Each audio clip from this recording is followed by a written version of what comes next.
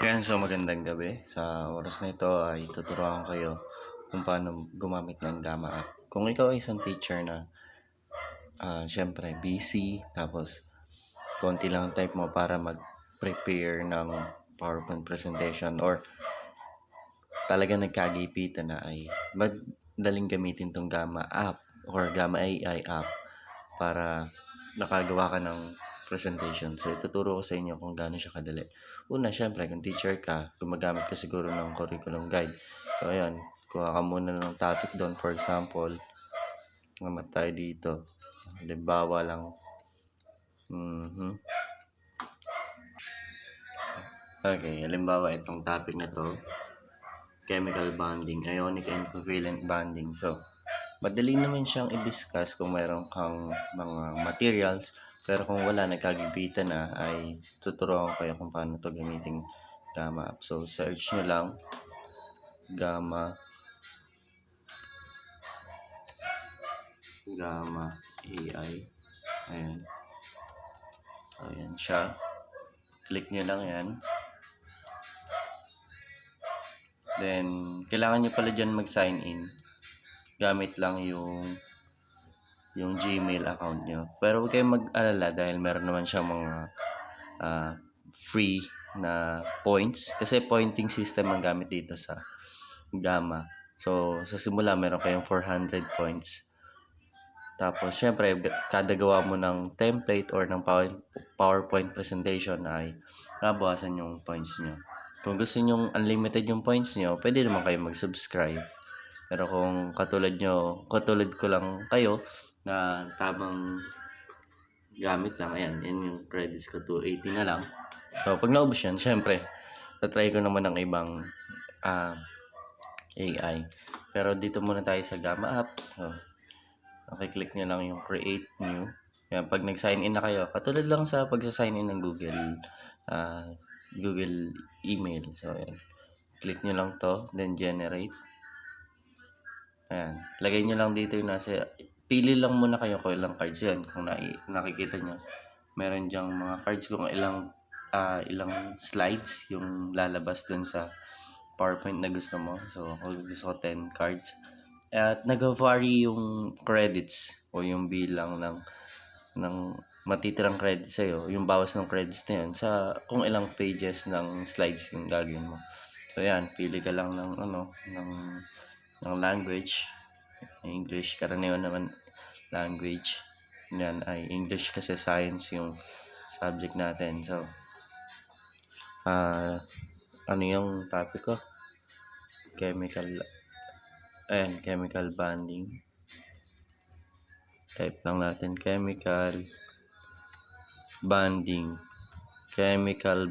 So, generate outline lang. Nakita nyo na dyan kung anong topic pa yung gusto mo. Gusto mo ba introduction, ionic bonding, covalent, o yan. Pili ka na lang dyan. So, kung makikita nyo dito, merong credits points yung mababawas dyan. So, ito yung total natin. Kapag nag-generate ka, automatically may deduct yung 40 points sa total credits mo. So, yan. Dito muna tayo. Try natin itong introduction to chemical bonding. Yan, continue nyo lang. Then, dito, pipili lang kayo ng design or ng template. Pero, ng theme pala, sorry. Pero, hindi pa yan yun, Hindi pa yan yun, yung topic. Lang, sample lang yan. So, syempre, kung pipili kayo ng theme, dapat medyo malapit nun sa topic nyo. So, piliin natin to. Yan. Generate natin. Makikita nyo kung gaano siya kagaling. AI na yung gagawa ng mga slides. Ayan. So, diretso siya. Ionic bonding. Yan. Wala kang ginagawang iba. Nagdediretso siya.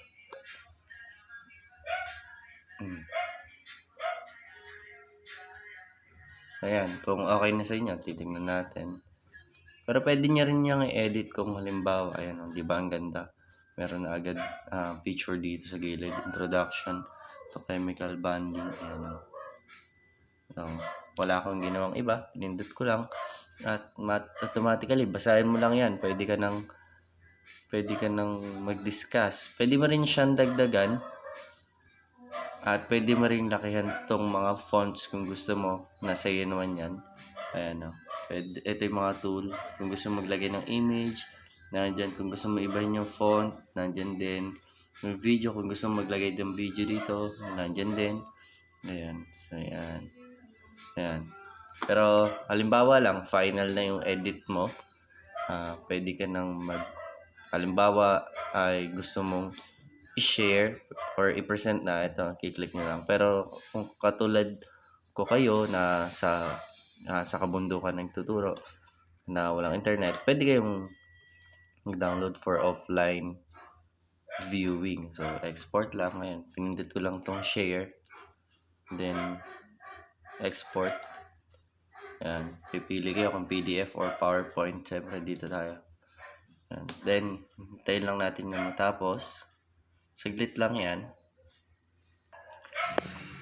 So, makalipas ang ilang segundo, ayan na siya. Your export is ready. Siyempre, nandito yan sa downloads.